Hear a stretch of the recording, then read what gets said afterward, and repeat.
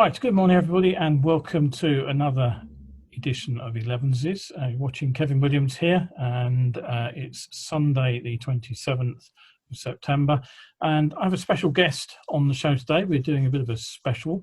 I've got Colin Brown from MAG who's here to talk to us today. So sit yourself down, get your brew ready and we'll be here probably for at least 30 minutes on this. It really depends on how long we end up talking. But don't forget, if you miss the show live, you can always catch up later on Facebook, or you can head over to my YouTube channel at Survival Skills UK. Right, okay, so Colin, tell us first of all, what's your job title within MAG and what's your role exactly? Okay, so my job title is a bit of a mouthful. It's Director of Campaigns and Political Engagement. It took me at least 3 months to learn that one off pat, so yeah, it's a bit of a mouthful. My role is basically as a lobbyist, so it's my job to represent the views of motorcyclists, specifically our members, but obviously all motorcyclists, with politicians and policymakers, whether that be at national or local level. Okay, so Motorcycle Action Group, MAG, have been around for a long time. What's their role currently within motorcycling? So yeah, we'd say we are here to act as the voice of motorcycling when it comes to transport policy, anything to do with motorcycling. So our mission is effectively to protect your right to ride your motorcycle on the roads in the UK, hopefully without any restrictions or undue regulation that will prevent you from enjoying the pleasures of riding a motorcycle. Okay, that's all fairly succinct. How long have you been with MAG right now? Me personally, I joined MAG probably about 6, maybe 7 years ago, just as an ordinary member initially. Got a little bit of understanding of what MAG was really all about by reading the Road magazine, which is the membership magazine that comes out every other month.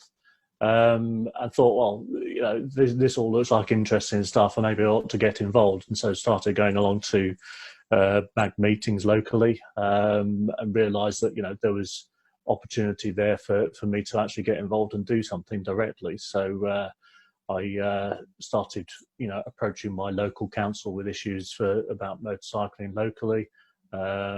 Effectively took on a role as a political officer for MAG in the West Midlands region. Went on to become the regional rep in the West Midlands. And then obviously the vacancy for the paid employment with MAG came up. It was about 2.5 years ago now. I took on the role as Director of Campaigns and Political Engagement, which was effectively a dream come true for me because it's the best job I've ever had. Well, that's always a bonus, isn't it? So, talking about what MAG is doing right at this moment, what do you feel are the most important projects that MAG are actually involved with right this moment? There's actually quite a lot of very interesting and important things going on at the moment. So many of these things that you may not initially think will directly affect motorcycling, but they do. So when you look at what the government's doing, obviously things like decarbonisation of transport is a big issue, or opportunity, depending on which way you want to look at it. So there's a decarbonisation of transport plan that we're involved with consulting on. There's things like the Transport Regulatory Review, which is looking at these things called e-scooters. But again, that's another opportunity to take a closer look at all regulation around motorcycling.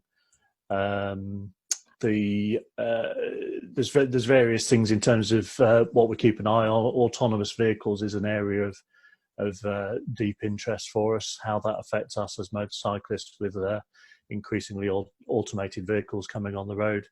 There's obviously issues like crime, parking, access to bus lanes and road space generally with the active travel agenda. And also more recently, we've got the highway code review that's come up, which is obviously something that we've got significant concerns about. Okay, well, I think we'll have a chat about the highway code in a little bit more detail in a moment. So I expect we'll certainly get on to that. The decarbonisation issue, the obvious solution to that is electric motorcycles, or is it an obvious solution? Is there an argument that says you're simply shifting the problem to a power generation station somewhere else? Yeah, I mean, obviously, this is a question that it gets bounced about a lot. Obviously, an electric vehicle needs to be supplied with electricity. So, how that electricity is generated is obviously vitally important. We all know that there's clean methods of generating electricity as well as not so clean methods. The balance in terms of the mix of energy is changing all the time, which obviously makes this a very difficult question to answer. But one of the things that we're keen to point out is that even with the use of fossil fuels, the motorcycle is actually a more environmentally friendly choice, because there is less carbon emissions coming in from motorcycles than there is for cars. I know this is an argument again, where some people say, well, yeah, motorcycles can be horribly polluting and large amounts of CO2. But when you look at the statistics, the average motorcycle on the road produces at least 30% less carbon dioxide than the average car on the road. So, yeah, selecting a motorcycle for your trip will actually reduce your carbon footprint. So, there's also the embedded carbon emissions from the manufacturer of the machine in the first place as well, which we mustn't forget. Producing an electric car with a battery and everything else, there's a big carbon footprint for that. Producing a small, lightweight motorcycle, the carbon footprint is an awful lot less. Okay, so I tend to, I'm in agreement there that the smaller petrol engine motorcycles will still have a very significant role to play for some time to come. I'm convinced of that. How do you see electric motorcycles actually going down with the wider population? I will say that I am a convert here. My initial thinking was, don't want one, not interested. Having ridden a couple of zeros, and I have to also admit that is the limit of my experience on electric motorcycles at the moment, although I do hope to add to that very soon. I'm definitely someone who has switched thinking. I found the zeros actually a great deal of fun to ride. I was surprised at their performance. I was certainly not disappointed by the lack of noise, which is an issue we may well come on to later on in the interview.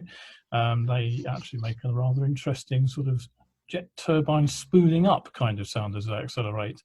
And rather surprisingly, they actually get heads turning. People actually look around to see what it is that is making the noise that they hear.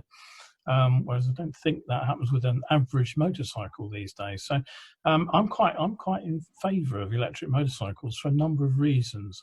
How do you feel about that? I think it's fair to say that the vast majority of motorcyclists are what you define as petrol heads. I think the majority of riders are still, and certainly sales figures would back this up, the vast majority of riders are still wedded to their internal combustion engine motorcycles. So I think that is pretty undeniable. I think realistically, yes, electrification is going to happen one way or another. But there may also be new things that crop up that we're not expecting. So obviously, hydrogen-powered hydrogen fuel cells, things like that. There's other technologies that may come out I always take the view is that I'm happy to try anything. I'll never say never. I'll be honest, I've not actually ridden an electric motorcycle as yet, but that's more to do with ergonomics than anything else. We've got a bit of a gammy left leg, which means that I can only ride a bike with forward foot controls. So, it's unfortunately, it's not something that there's very many cruiser-style electric motorcycles on the market just yet. So, and needless to say, my wallet isn't quite thick enough to buy one just yet.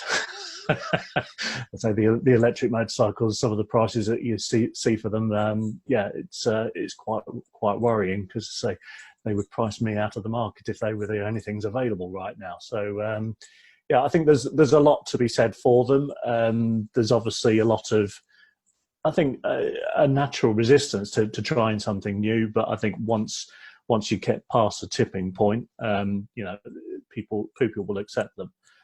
Certainly from a MAG perspective, we've got nothing against electric motorcycles. I think some people think that we're dinosaurs who are only interested in internal combustion engines. That's not the case. We're here to represent motorcycling. We'd never at any point said that it could only be internal combustion engines. So if they came out with a steam-powered motorcycle, we'd be supporting that as well. So yeah, any type of motorcycle is what we fight for.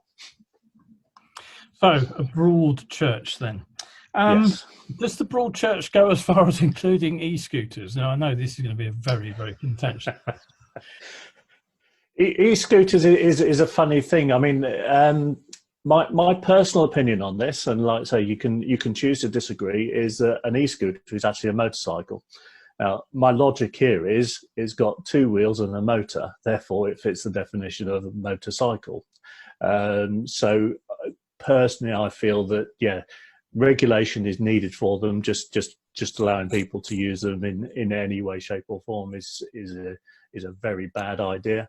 I've got no objections with these scooters. I don't think I'd ever want one myself, because I'd much rather be sitting down. But yeah, I think they have a place, but they need to be treated very carefully. We are seriously concerned that the trials that are taking place at the moment have been brought forward ahead of the conclusion of the Transport Regulatory Review. So obviously everybody was getting their heads together to decide how these things need to be regulated. But then before we've got to that conclusion, they brought the trials in. The way it's been advertised, if you look on the media, everybody turns around and says, all these things are legal now. Well, no, they're not. They're actually still illegal. It's only a few specific trials where they have to be hired. You can't use a privately owned one. It has to be through a hire scheme, and there are only a few trial schemes that are going on at the moment. So yeah, and say, to be fair, looking at the trials, they seem to be running into problems as well. And I noticed locally to me the trial in Coventry was withdrawn within 5 days as it started it, because people were using them irresponsibly. Well, there's no surprise there, was there? So yeah, I think they do have a place. They need to be looked at properly. We can't just sort of let them be unregulated. But yeah, I've got nothing against them myself. You know, I'd like I say, I'll try anything, and I don't see any reason to restrict it unless there is a real danger, and that danger really only exists if we don't regulate them. Yeah, I think the thing that caught my eye was the Coventry scheme that you just referred to has been pulled, and that was largely due to people A, using it irresponsibly on pavements, and B, abandoning the bikes sort of willy-nilly across the country when they're supposed to be returned to the banks where they're taken from. Now that sort of, in some ways, actually, I suspect, gives you a clue to the problem. If you've just spent quite a few £100s on one of these things, I suspect you'll look after it. I don't think you'd just be throwing it on the pavement when you get to work and leaving it there and hoping it's going to be there when you come out that evening. So my guess is that the hire model is actually probably not the way forward. It's a nice, it's not yet another sort of scheme which puts money into some company's pocket. I will go that far, but I also think that the other rationale for it was the insurance, wasn't it? The insurance angle. The company picks up the insurance bill if anything goes wrong with one of these scooters, whereas of course at the moment, with zero regulation on privately owned scooters, there's no guarantee that anybody using one has any insurance. Right, okay, so parking, I think we'll come on to in a little bit. Crime is something else which I just wanted to touch on briefly as you've brought it up. I live in northwest London. I don't live in a particularly high crime zone, but there are obviously high crime zones not very far away from me. And the result is I had enormous problems getting insurance as a motorcycle trainer earlier this year. Several insurance companies said I was advised all I had to do was build a garage and everything would be fine. They would insure me. I pointed out I live in a sort of Victorian street and that there isn't room to build a garage anywhere. So how did they expect me to do that? But is there any way that MAG can interact with the insurance companies to sort of put the case for people like me who simply don't have the ability to fulfill the criteria that the insurance companies seem to want to impose on everybody as a sort of blanket solution to the problem of motorcycle theft? And secondly, how can we interact with the manufacturers to ensure that the manufacturers do something to make their bikes less stealable in the first place? So 2 questions for the price of 1 there. 2 questions, yes. Let me start with the industry first. I mean, we obviously have a very close relationship with the MCIA, Motorcycle Industry Association, and we work alongside them on theft initiatives and such like at things like the Motorcycle Crime Reduction Group. So we've got that relationship. Obviously, the MCIA launched their star rating system for security devices. I'm not sure how long ago it was now, 12 months or more ago, which is something that I think is moving in the right direction. The reality is designing systems into motorcycles to prevent them being stolen is always going to be a tricky proposition. Realistically, just from the sort of like the ergonomics of stealing a motorcycle, it is by design a lightweight vehicle that is easy to pick up, which means it's therefore easy to put into the back of a transit van. So yeah, you're always going to have that problem, is that no matter what gadgets and gizmos you put on the bike, unless you've got something solid to chain it to, it's going to get lifted, isn't it? There is obviously the security devices in terms of trackers and alarm systems, all this kind of thing that can be done, and yes, I'm sure that will have an impact. But my personal view is that the biggest solution is actually secure parking spaces where you can actually chain it down, put a ship's anchor on it and make sure that nobody can wheel it off down the street quietly whilst you're not looking. So yeah, it is a tricky area. It's not one that the industry can solve on its own. From the insurance perspective, yes, it's a very interesting question. Like I say, I think everybody gets frustrated about insurance. It's one of those things that everybody's got to have, but nobody really wants to pay for. I can understand it from an insurance perspective. Is that for the motorcycle market is a very small market for them. There's not an awful lot of money to be made out of it. The thing that I do find very strange, though, is that whenever you speak to the insurance industry, they will tell you that it's injury liability is the big thing that adds to the motorcycle insurance costs. So why does it make much difference where you live locally, if there's a lot of theft? Because that isn't the thing that is difficult for them to insure. It's predictable and it's limited, whereas an injury claim could be running into millions. Theft of a motorcycle, you only got the value of the motorcycle, haven't you? So it does seem a little bit strange that the premiums get pushed up so much by your postcode and how bad the theft is in that area. So yeah, I think it is something that we can look at doing. Again, it's a question of what leverage have we got, and the reality is, with it being a small market, there isn't much leverage that we've got there. Okay, that's a sort of very honest appraisal of that. The Highway Code review, which is on the cards at the moment. Now, I don't know how many of our viewers will know about the Highway Code review, but basically what's happening is there are a number of changes being proposed, and at the moment the consultation is due to close in just over a month's time on the 27th of October. So, if anybody does want to get a response into this review, now is the time to think about doing it. I'll just go very quickly over the main proposals. The main proposal of this review is to introduce a hierarchy of road users, which would, to quote the review, improve safety for vulnerable road users, particularly groups of cyclists, pedestrians and horse riders. And the main alterations are to, as I say, introduce this hierarchy, and it would ensure that those who do the greatest harm have the greatest responsibility to reduce the danger or threat they pose to others, to clarify existing rules on pedestrian priority on pavements, and to advise that drivers should give way to pedestrians crossing or waiting across the road, providing guidance on cyclist priority at junctions to advise drivers to give priority at junctions when travelling straight ahead, and that one I will definitely be coming back to, and to establish guidance on safe passing distances and speeds when overtaking cyclists and horse riders. Okay, now, first observation on that list of vulnerable groups is that there's one glaring missing group, isn't there? Yeah, so certainly when I first read the consultation when it came out, I was lucky enough to see it on the day that it turned out. And yeah, the first thing that was a glaring omission from my perspective is how can you list vulnerable road users and not include motorcycles?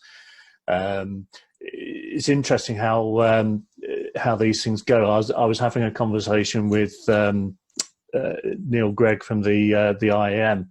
And he mentioned to me that they'd actually put a question to the Department for Transport saying, can you just confirm that the motorcycle is still considered a vulnerable road user group?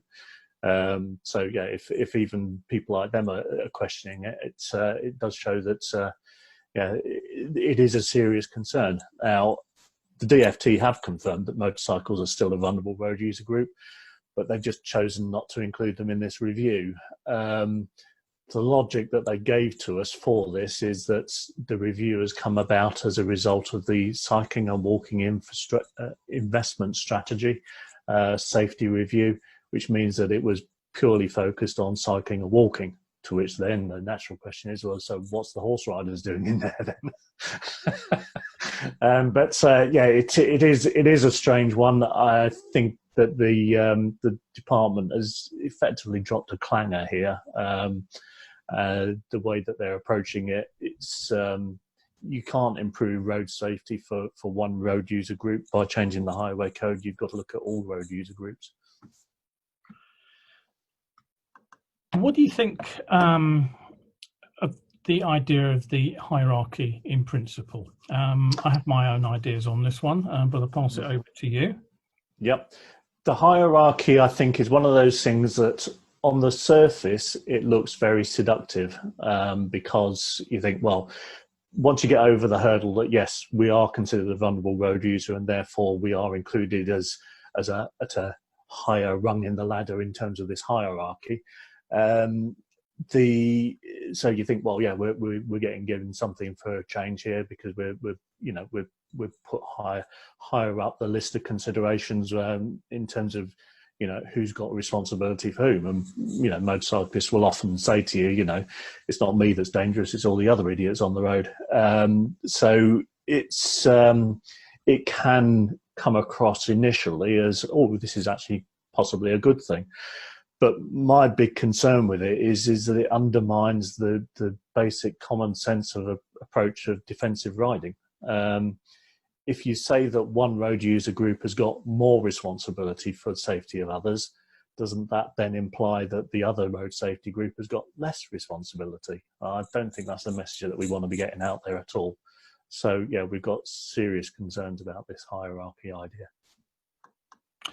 Yeah, I mean, when I looked at this, I actually thought that even if the intent is not to give priority to these the pedestrians, the cyclists and horse riders in every situation, that's actually what the consultation document says in the summary. The danger is that you actually create a de facto situation where these vulnerable groups believe they have priority in every situation. And I can only see confusion coming from that. The other problem is, do you believe that it's likely to cause conflict between different groups of road users? One of the problems on the road is that with everybody having their own agenda, if you give priority to one group over another, I think you are setting up a situation in which you produce a group that feels disrespected. I hate that word, but it's what I honestly think that people start to believe, and then they actually react negatively to what was intended to be a step forward that should have improved the situation for everyone. I think it can have negative consequences. Do you sort of fall in line with that? Yes, certainly. I think it's all to do with the sort of like the psychology and the way that the messages are conveyed. When you look at the consultation, I mean, even in the introduction, it says that the Department for Transport believes in equality of road users. My initial reaction to that is, okay, so why the hell are you introducing a hierarchy then? Because that's the opposite of equality, isn't it? And I think this is what people will read into this, is that, well, hang on a minute, what you're doing is you're setting this person a higher level than me. You know, this is about entitlement, this is about privilege, it's not about safety. And I think when you bear in mind that the Highway Code already states that you need to show more care towards vulnerable road users, what are we actually adding to the party here? We're not adding something that wasn't already there, i.e. the responsibility of somebody who's driving a Sherman tank to take a little bit more care than somebody riding a push bike. What we are doing is adding a privilege to that vulnerable road user by saying, well, we'll give you more often, you'll have right of way than the guy in the Sherman tank. So it is a case of, yeah, we are setting up effectively conflict. And we've all heard of road rage and things like that. And people's mental attitude when they're driving, if they see somebody who they think is privileged, I don't think that's going to induce the need in them to say, oh, I need to be a little bit more careful around this person. It's going to be, oh, look, it's one of those cyclists. Again, it's just creating conflict. You know, never mind the actual physical conflict of when you come into contact with each other. It's just that mental state of mind when you're actually using the road. We should be looking at, I'm no hippie by any stretch of the imagination, but a little bit of peace and love, man, will go a long way to, solving the problems that you have on the road. A lot of it comes down to people wanting to be overly aggressive, take their little piece of real estate on the road away from other people. And in these situations, it's the vulnerable road users that always come out worse. So that includes motorcyclists, and it certainly includes pedestrians and cyclists and horse riders too.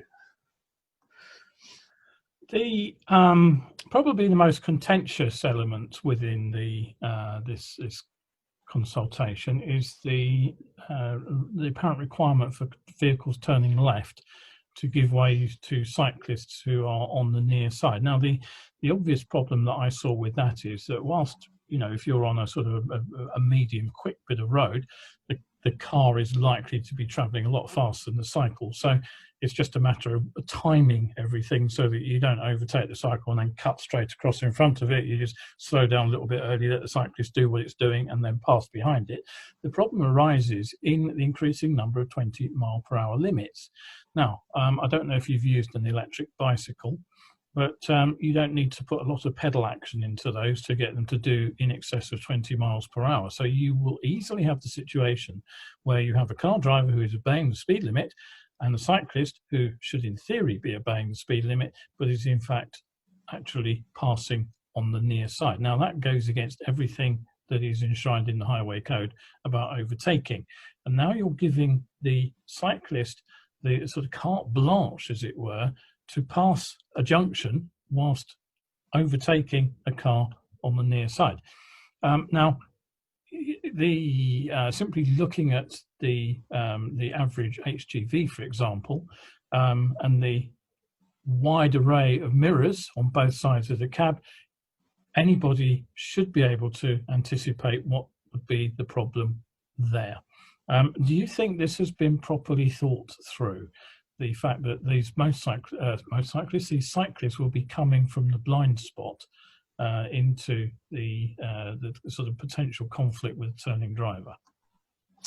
No, I'm totally with you on this one. The left hook, as they like to call it, issue, which can also be a right hook, because we can turn right as well, as you've mentioned in one of your emails to me. But the the issue that I think that we've got is that the people that are promoting this are looking at it from the wrong perspective. They're looking at it as that the way that we make ourselves safer is by getting other people to change their behaviour. Now, my personal view is the way that you make yourself safer is by changing your own behaviour. So we've got this situation where, yes, you've got a cycle lane, or in many cases you haven't even got a cycle lane. They'll still move up the left-hand side.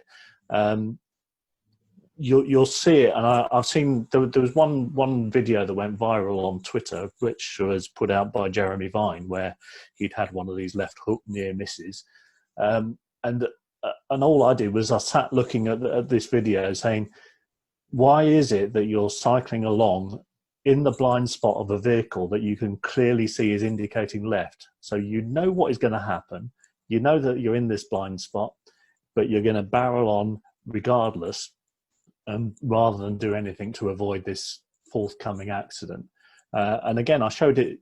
I saw that there was a video that was put out in a conference about this highway code review, where a video very similar was put up as explaining why we need this hierarchy put in place. And I think all I could see was a very good reason why you should train that cyclist to ride defensively, because again, he was literally putting himself in harm's way simply because he had right of way.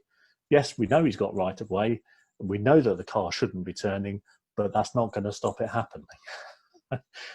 So yeah, I think that the infrastructure design is bad in the first place. Is that, you know, if you had two lanes of traffic, all of which was motorised, you wouldn't have the lane on the right turning to the left across the lane on the left going straight forward. So why do we design a cycle lane like that and think it's okay? You know, you're putting the vulnerable road users in the least safe position. So yeah, the infrastructure is designed wrong, and then what we seem to be doing is, well, to mitigate the accidents that then inevitably happen, we're actually persuading people to be more aggressive in terms of, you know, keeping their right of way. But we all know that, you know, you can argue right of way all the way to the hospital. It doesn't make any difference. It still hurts. So yeah, it's not thought through very well at all, in my view. And unfortunately, the way that the proposals have been put together, it's been done very much behind closed doors for 2 years between the Active Travel Lobby and the Department for Transport, with no counter argument ever put forward. And I think this is why we've got to this position now. Okay, I mean, the something that also caught my mind was that at the moment we have a fault-based system where responsibility after a collision is based on assessment of people's actions within the context of the road rules. But the implication of what this review seeks to impose is actually an automatic assumption of fault on the part of the less vulnerable road user, should that less vulnerable road user be involved in the collision with a more vulnerable road user. Now, you know, the thing is, what I see there is that you end up with a sword of Damocles hanging over the driver or the motorcyclist's head, come to that. Now, so they have the problem that if they make a mistake and that somebody gets hurt in a collision, the sword drops, the law comes down on them hard. But do you think that actually produces any better riding or driving? Simply threatening people. Yeah, like I say, it is about for interaction between traffic to happen well, it needs to happen where everybody knows what is going on. It is smooth, there's no confusion, and therefore no errors. when you're putting people in this position where they're going to feel anxious about every move they make could be something that gets them a fine, you're not producing an environment that is conducive to that nice, easy, steady flow of without conflict. So whenever anybody thinks, "Oh, I'm making this turn," but then they realise, "Oh no, I'll get a fine if I do this," they then slam on the anchors and stop mid manoeuvre, and create mayhem behind them. We've all seen the sort of like the cartoons where somebody goes sailing through traffic without an incident, but then leaving a trail of absolute destruction behind them because everybody else has tried to avoid the accident that they were effectively causing. I think that it is something that, again, it affects people's mentality when they're approaching the process of driving. What we need them to concentrate on is avoiding the collision. We don't need them concentrating on, am I right? Am I wrong? Is this the right thing to be doing? And introducing all that confusion and extra conflict in your mind when you need to be concentrating on the job in hand. And of course, as you said, it then gets argued from the hospital bed, which isn't the way forward. I think that's definitely, the implication of what they're talking about here. So if we want to ensure a more mutually respectful and considerate culture, my thinking is that the guidance is always the way forward. I kind of look at here what the highway code is, which is mostly about suggestions rather than strict rules. There are rules in there, obviously, but you compare and contrast that with something like the US or the Australian road codes. The Australian road code in particular, I was gobsmacked when somebody sent me a copy of it. It is literally a list of hundreds and hundreds of things that you can do wrong. There are too many to memorize. There are just too many to, even probably you just worry about whether you're doing something wrong virtually every moment of the driving in Australia. But does that make riding in Australia any safer? From what I see of their accident statistics are actually considerably worse now, and the same applies to the US. So I'm certainly not convinced that increasing the highway code to a sort of more rule-based structure is actually the way forward here. Right. Anyway, let's put that to one side. We'll no doubt be discussing that over the next month at regular intervals. A couple of questions that I would like to ask you. There's been a welcome increase in the rise of small motorcycle and scooter sales, partly triggered by key workers during the height of the pandemic, as people found them a viable means to get backwards and forwards to work, and those positive sales seem to have continued. So that implies that some of the returning workers are probably using them, and maybe students going back to school, university, and people who are basically reluctant to use public transport for lots of reasons that we can understand. But the issue that I particularly see here is that many of these riders will be riding on L plates. Now, as a former CBT instructor, CBT, in my opinion, was inadequate as preparation for the modern roads in 1990 when it was introduced. We are now 30 years down the line. There have been little tweaks to CBT, mostly in terms of compliance by schools to the syllabus laid out rather than actually improving CBT. If we can't persuade the DFT to upgrade CBT to a more robust course of instruction for new riders, what do you think MAG could possibly do to sort of address that skills and knowledge gap? Obviously there's a certain amount that can be done by any organisation in terms of communicating the right messages, making sure that everything is consistent and we're getting the right messages out there. MAG is not in any way, shape or form a road safety organisation, so that is not our core purpose, and it's not something that we will put very much time into doing. That said, we are lobbying hard for changes to licensing and to CBT and the way that all this stuff is going on.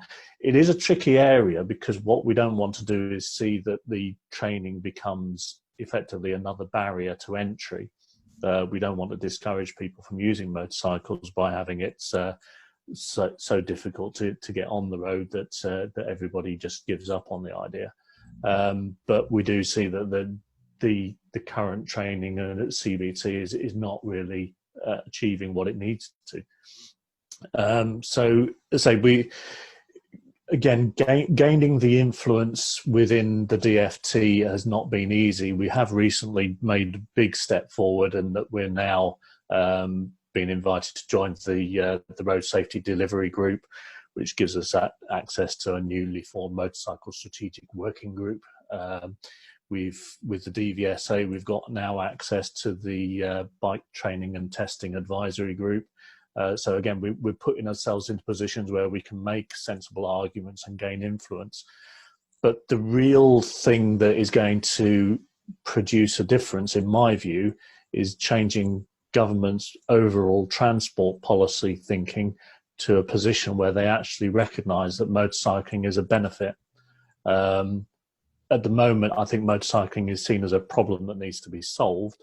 What we've got to do is change that mindset and show that motorcycling is actually, yes, it already is a legitimate form of transport, and they will agree with you when you push them on it, but they don't see it as being something that is actually going to help them achieve their overall transport goals, despite the fact that we can prove that we can reduce air pollution, we can reduce carbon emissions, we can reduce congestion, all these things that we can do that they say they want.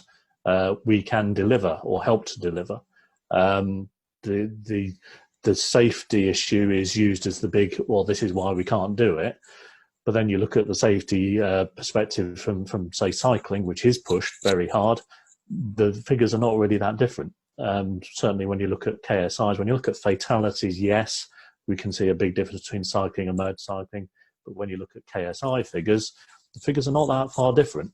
So it's a case of, well, why is it then that road safety is used as something that is pushed to actually promote cycling, whereas it is used as a big stick to beat motorcycling? It's because they want to see cycling happening. They don't want to see motorcycling happening. So that's why we've got to change that perception and that idea of motorcycling to say, yeah, this is actually something that is a positive benefit to society. It's not just a fringe thing that we'll tolerate as long as we have to, but we could really do with it not being there.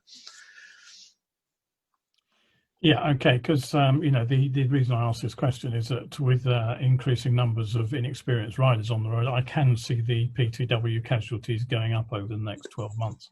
And, undoubtedly, yeah. Like I say, it's one of those things that there's no point trying to suggest that isn't going to happen, because with more motorcyclists, statistically, we know it's only going to be more casualties. It's not going to go down as a result of more motorcyclists.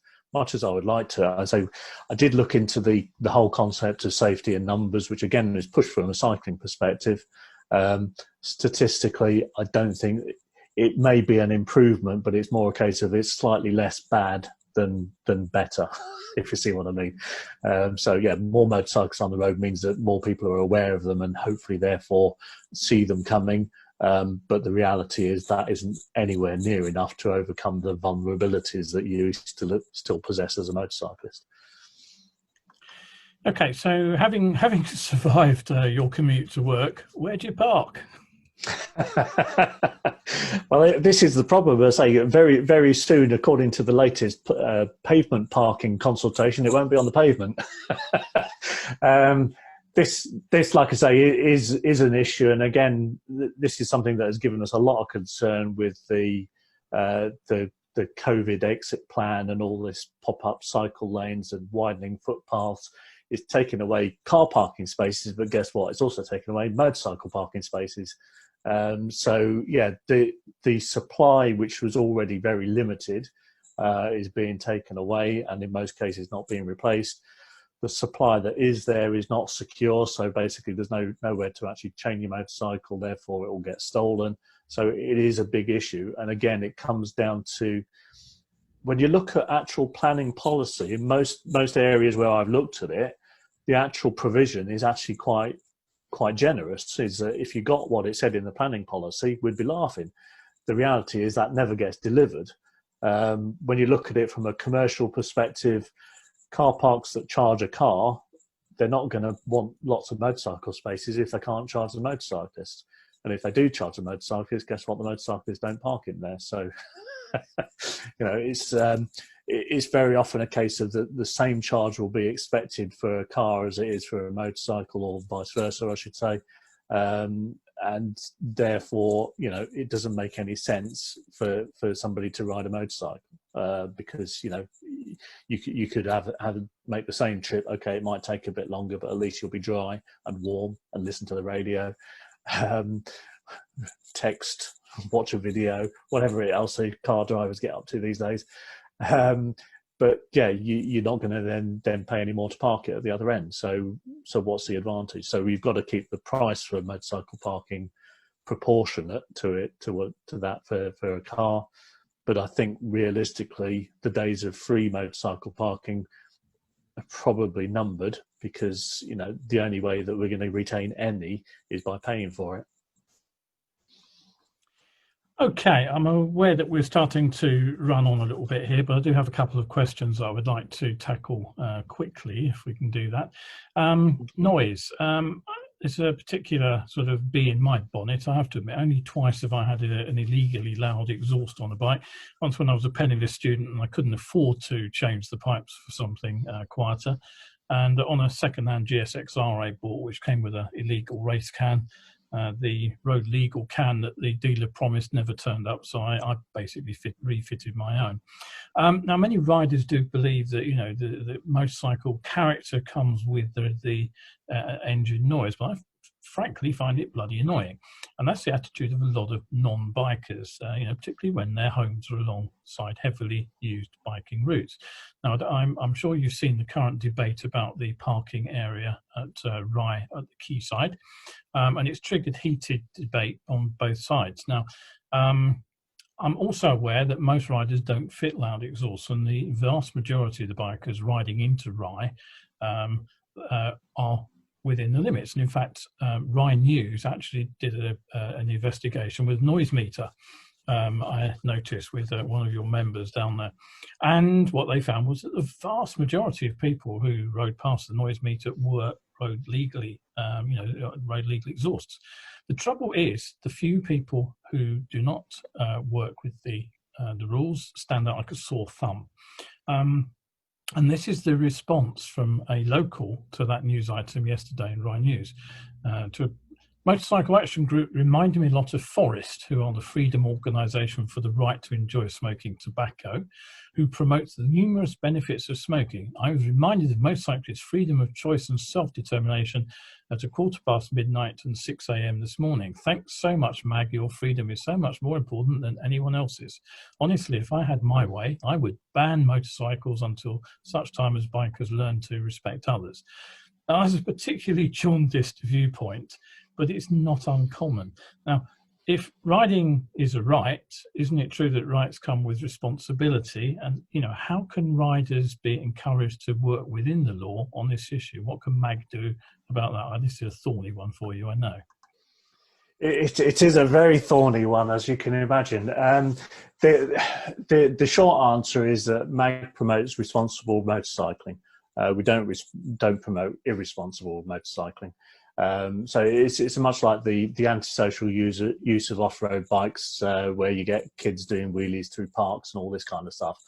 They're not bikers, as everybody likes to say. They're just kids who are ragging around on a stolen motorcycle. But the problem that you've got, and again, it is one to do with perception. Like I say, that thing that you're quoting down there in Rye, I read that just the other night as well. So I noticed that they caught just as many cars with loud exhausts as they did motorcycles with loud exhausts. So, but the strange thing is when the residents hear a car with a loud exhaust, they don't then vilify everybody who drives a car. So we're all for dealing with the issue. We want to see it dealt with evenly across the board. So if you're going to what we will take umbrage to is people singling out motorcycling only as the only source of noise, because it clearly isn't. Yes, we need to persuade motorcyclists who are breaking the rules and making too much noise to stop it. But ultimately, MAG is not an enforcement agency, so we're not going to be out there putting ourselves at risk by effectively upsetting the louts who want to make noise. That's the job for the police, and we've made that very clear, is that enforcement is down to the police, not to MAG. But we're more than happy to engage with motorcyclists and help get positive messaging out there. Noise is a funny thing, though, isn't it? I mean, I personally, I've got 2 bikes now, but one of them's a Harley, and it is fairly loud. But I get more people telling me, "Oh, that sounds great," than I get people telling me, "Oh, that's really noisy." But again, that's partly because of the way that I ride it, not because of the actual the bike itself. So yes, the exhaust is legal, but it is on the loud side. But it's one of these things that's the manner in which you do it. I mean, don't get me wrong, I get wound up God knows how many times during a summer evening when I'm sat trying to enjoy myself with the windows open, and there's bloody idiots on motorcycles going past my front door. How dare they? I'll write a letter to the council. It is annoying, but the strange thing is, when you look out the window, sometimes you realise that some of the loudest bikes are also some of the smallest bikes. The number of 125s that have got ridiculously loud exhaust is amazing, and so it's sort of like your perception of what it is that you're hearing doesn't always match what you are actually hearing. And sometimes you look out and you think it's a motorcycle, it's actually a car. I think everybody kind of. I mean, as Mr. Angry down there in Rye did, he said, well, yeah, there's a few bad ones, therefore we need to ban them all. No, there's a few bad ones, we need to deal with the bad ones. That's what we need to be saying. So that's the message that we need to get across very carefully. Okay, funny story, actually. The point you made about the different characteristics of engine noise. Some years ago, I had a ride on a ZXR 250. So that was a 4-cylinder 250cc bike. I think the red line was at 19,000 RPM or something, which means that at 30 miles an hour, you're doing about 12,000 RPM. And I rode into a village just up the road from Rye, and a policeman jumped out in front of me with his radar gun with a big expectant grin on his face, thinking he'd nailed some motorcyclist hurtling through the village at high speed, and stopped me to discover the radar gun was reading 28 miles per hour. And it was just the engine that had fooled him. He thought he was getting a speeder coming around the corner. I had a similar one just the other night where I sat, and there was this sort of like, it was a 50cc moped, but because it's so small, it took so long to go past. But it's making a hell of a racket. If it had been a big bike, it would have been there and gone. But it was this little 50cc moped with no baffles whatsoever, probably no exhaust on it. The racket it was making, but it was going so bloody slow. Okay, so all right, last question for the day then. Group riding and COVID. It's obviously something that motorcyclists like to do, which is to ride and congregate.